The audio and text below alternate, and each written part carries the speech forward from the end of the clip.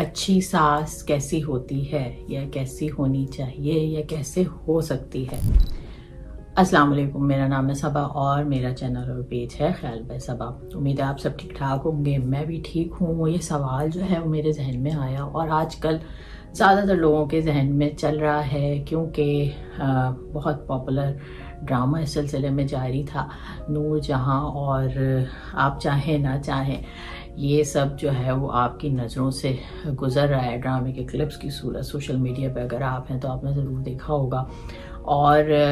It's like a guilty pleasure, کیونکہ ہوتا کچھ یوں ہے کہ جب ہم کوئی ایسا ٹاکسک کریکٹر دیکھتے ہیں یا کوئی ایسا کردار کسی کہانی میں کسی ڈرامے میں پورٹرے کیا ہوتا ہے، تو اس چیز سے زیادہ کہ کہانی یا کردار کو سمجھا جائے، ہم سب کی خواہش ہوتی ہے یا توجہ ہوتی ہے یا ہم چاہتے ہیں کہ دیکھیں تو کہ آخر میں ان کے ساتھ ہوا کیا، یا یہ کہ ایسی کون سی بہو آئی یا ایسا کیا ہوا، اور پھر ایسے لوگوں کے ساتھ ایسے ہی ہونا چاہیے۔ تو وہ جو انجام ہے نا، وہ دیکھنے کے لیے عموماً لوگوں کو ڈرامہ جو ہے وہ گلو رکھتا ہے۔ تو یہ بھی جو ہے اسی طریقے کا ڈرامہ تھا اور یہ بھی اینڈ ہوا، تو یہ سوال میرے ذہن میں بھی آیا اور آج کل اس پہ ڈسکشن بھی جاری ہے، اور میں نے ایک پوسٹ بھی لکھی کہ بھائی یہ ٹاکسسٹی جو ہے وہ سازوں میں کہاں سے آتی ہے، کیوں آتی ہے، اور اس کو کیسے ختم کر دینا چاہیے۔ تو کچھ اس سلسلے میں جوابات آئے۔ ایک نے بڑا اچھا سا کہا کہ بھائی یہ تو آخری دور چل رہا ہے ٹاکسک ساسوں کا، کیونکہ جب ہم بہو تھے تو اس وقت ساسوں کی سننے کا زمانہ تھا، اور اب جو ہے وہ بہوؤں سے سننے کا زمانہ ہوتا ہے، اور یہی حال کچھ پیرنٹس اور چلڈرنز میں بھی ہو گیا ہے کہ ہماری تو بات سنی نہیں کسی نے اور ہمارا تو زمانہ آیا ہی نہیں۔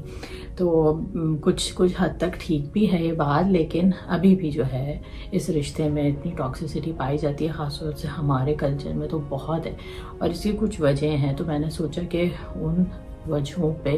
ان موضوعات پہ بات کی جائے تاکہ کچھ گرہیں ہیں وہ کھلیں یا کچھ سوچنے کے لیے جو ہے وہ گراؤنڈ میں اثر آئے۔ تو سب سے اہم بات تو یہ ہے کہ ہمارے ہاں جو ہے وہ ہم اپنی زندگیاں ہیں، جو خاص طور پہ جو پچھلا زمانہ بھی آپ دیکھیں تو اپنی زندگی نہ ہم اگلے دور میں جیتے ہیں، یا یہ کہ ہمیں بہت کچھ ہے جو کرنے کا موقع نہیں ملتا جب ہمارا وقت ہوتا ہے، اور اس کی وجہ بھی وہی ہے کہ ایک پریشر ہے، ایک کلچرل ٹاکسیسٹی وہ چلی آ رہی ہے۔ مثلا یہ کہ ماں باپ ہوتے ہیں، نئے کپل ہوتا ہے، شادی شدہ ہوتے ہیں، تو ان کو اسپیس کا اتنا تصور پہلے تو بالکل بھی نہیں تھا، اب تھوڑی لوگوں میں سمجھ آئیے۔ دوسرا یہ کہ ان کی زندگی میں جو بھی کام ہو رہے ہوتے ہیں، پہلا بچہ جو ہے وہ دنیا میں آیا ہے تو ہوتا ہے کہ اس کا نام دادا رکھیں گے یا دادی رکھیں گے، تو وہ بیچاروں کو جو ہے نا اپنی خوشیاں ہی نہیں پوری کرنے دی جاتی، چھوٹی جیسے کہ نام کا قصہ ہے، میں نے ایسے بہت سارے کیسز دیکھے،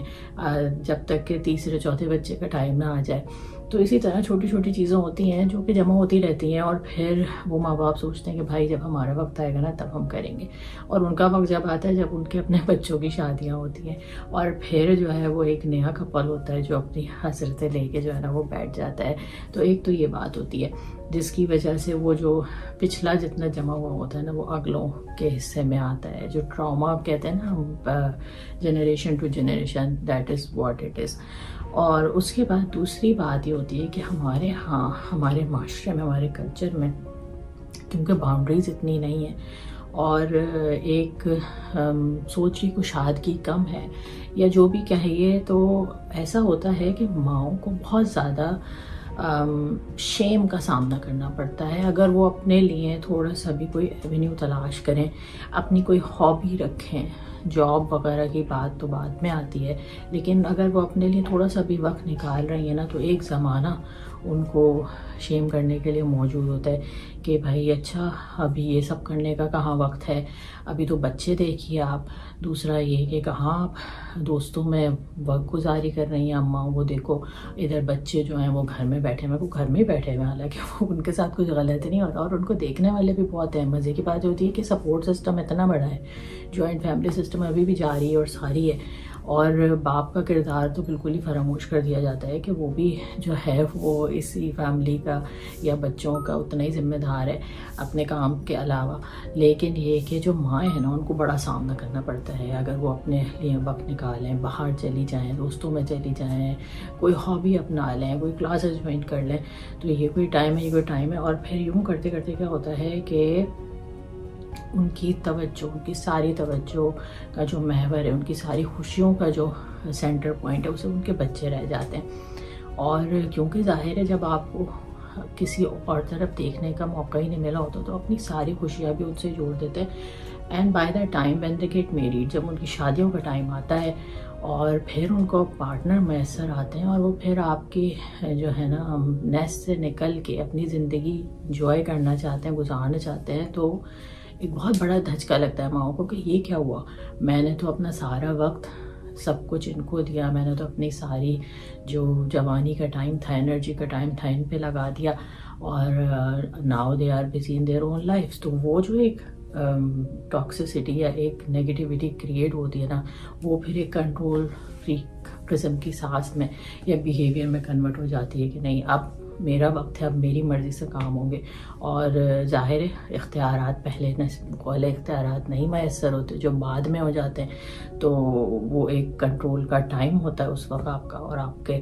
پاس جو ہے وہ اتھارٹی آ جاتی ہے, اور اس اتھارٹی کا پھر کافی غلط استعمال ہوتا ہے, جو کہ ہم نے ڈراموں میں بھی دیکھا اور ریئل لائف میں بھی انسیڈنٹ ہوتے رہتے ہیں. اور ایک پھر گھر کی بے سکونی اور ایک بے چینی ایک ہمارے ماحول کا حصہ ہے, اور جب تک گھر پرسکون نہیں ہو باہر جا کے بھی کچھ نہیں ہو پاتا, آپ کی ایفیشنسی بہت متاثر ہوتی ہے. تو جو ہیلدی معاشرہ ہے نا وہ ہیلدی گھروں سے جو ہے نا وجود میں آتا ہے. تو یہ وجہ ہے.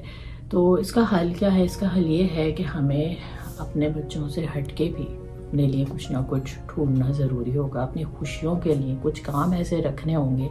کہ جب اگلوں کی باری آئے تو ہمارے دل میں وہ ساری حسرتیں نہ ہوں کہ ہم نے تو یہ نہیں کیا اور ہماری بہو یہ کریے, یا ہم نے یہ کام کیا اور یہ نہیں کر رہی. اور اس سلسلے میں بڑوں کی یا اپنے بزرگوں کی سوچ بدلنا تو کافی مشکل ہے, لیکن آپ آہستہ آہستہ بات کر کے یہ ماحول ضرور کریٹ کر سکتے ہیں. اور جب ہمارے اپنے بھی کرنے کے کچھ کام ہوں گے, ہمارے اپنے بھی دوست ہوں گے, ہمارا اپنا بھی حلقہ ہوگا, کوئی ایکٹیویٹیز ہوں گی, تو ہمیں تنہائی کا احساس یا کسی کے اپنی زندگی سے تھوڑا سا فاصلہ اختیار کرنے کا احساس کم ہوگا. اور پھر یہ ہماری اپنی خوشی کے جو کام ہے, ظاہر ہے وہ جب آپ کرتے ہیں تو آپ کو بڑا اچھا لگتا ہے, اور آپ کی توجہ آپ کی توجہ بڑھتی ہے. آپ کی زندگی میں کرنے کے لیے کچھ اور بھی ہے, تو آپ سارا کا سارا وقت جو ہے نا وہ ایک کہنا چاہیے کہ کیمرے کی طرح جو ہے وہ دوسروں کے اوپر مسلط نہیں ہوں گے,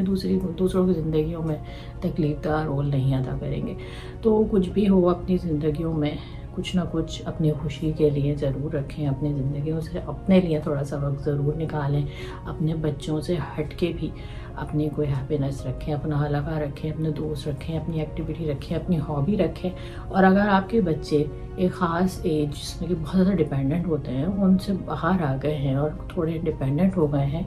تو you are good to work. کچھ لوگ تو اپنا ورک شروع سے جاری رکھتے ہیں, اگر سپورٹ سسٹم ہے تو بہت اچھی بات ہے. یہاں ظاہر ایک دوسرے کیس کی بات ہو رہی ہے, تو اگر ایسا کچھ ہے تو بہت اچھی بات ہے, کیونکہ ہمارا دماغ جتنا مصروف جتنا خوش رہتا ہے اس کو جو ہے وہ اس کے لیے وہ اتنی ہی ہماری زندگیوں کے لیے وہ اتنی ہی پازیٹیو بات ہوتی ہے.